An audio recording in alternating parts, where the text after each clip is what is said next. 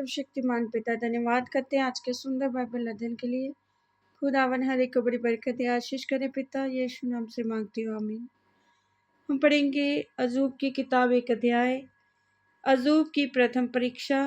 उस देश में अजूब नामक एक पुरुष था। वह खरा और सीधा था, परमेश्वर का भय मानता और बुराई से दूर रहता था। उसके 7 बेटे और 3 बेटियां उत्पन्न हुई।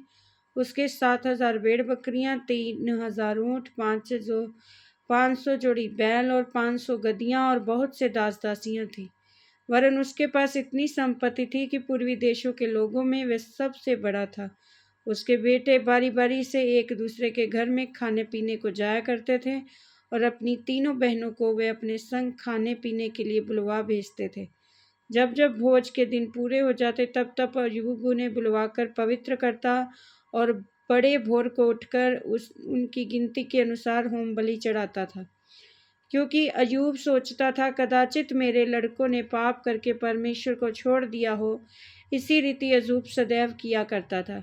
एक दिन पर यहोवा परमेश्वर के पुत्र उसके सामने उपस्थित हुए और उनके बीच शैतान भी आया। यहोवा ने शैतान से पूछा, तू कहाँ से आता है? शैतान ने यहोवा को उत्तर दिया, पृथ्वी पर इधर उधर घूमते फिरते और डोलते डालते आया हूँ।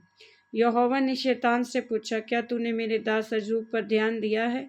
क्योंकि उसके तुल्य खरा और सीधा और मेरा भय मानने वाला और बुराई से दूर रहने वाला मनुष्य और कोई नहीं है। शैतान ने यहोवा को उत्तर दिया, क्या अय्यूब परमेश्वर का भय बिना लाभ के मानता है? क्या तूने उसकी और उसके घर की और जो कुछ उसका है उसके चारों ओर बाड़ा नहीं बांधा? तूने तो उसके काम पर आशीष दी है और उसकी संपत्ति देश भर में फैल गई है। परंतु अब अपना हाथ बढ़ाकर जो कुछ उसका है उसे छू, तब वह तेरे मुंह पर तेरी निंदा करेगा। यहोवा ने शैतान से कहा, सुन, जो कुछ उसका है वह सब तेरे हाथ में है, केवल उसके शरीर पर हाथ ना लगाना। तब शैतान यहोवा के सामने से चला गया। अय्यूब के बच्चों और संपत्ति का नाश। एक दिन अय्यूब के बेटे बेटियां बड़े भाई के घर में खा रहे और दाख मधु पी रहे थे। तब एक दूत अय्यूब के पास आकर कहने लगा, हम तो बैलों से हल जोत रहे थे और गदहियां उनके पास चर रही थी कि शबा के लोग धावा करके उनको ले गए और तलवार से तेरे सेवकों को मार डाला, और मैं ही अकेला बचकर तुझे समाचार देने आया हूँ।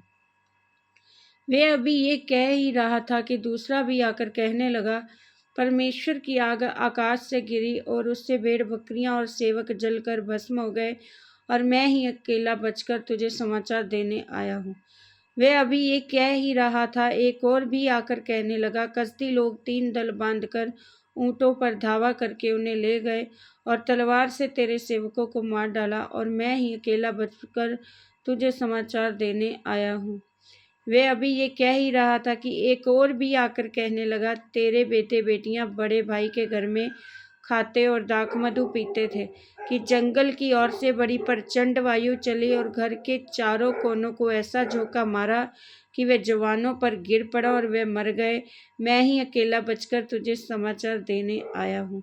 तब अय्यूब उठा और बागा फाड़ सिर मुड़ाकर भूमि पर गिरा और दंडवत करके कहा, मैं अपनी माँ के पेट से नंगा निकला और वही नंगा लौट जाऊंगा। यहोवा ने दिया, यहोवा ने ही लिया, यहोवा का नाम धन्य है।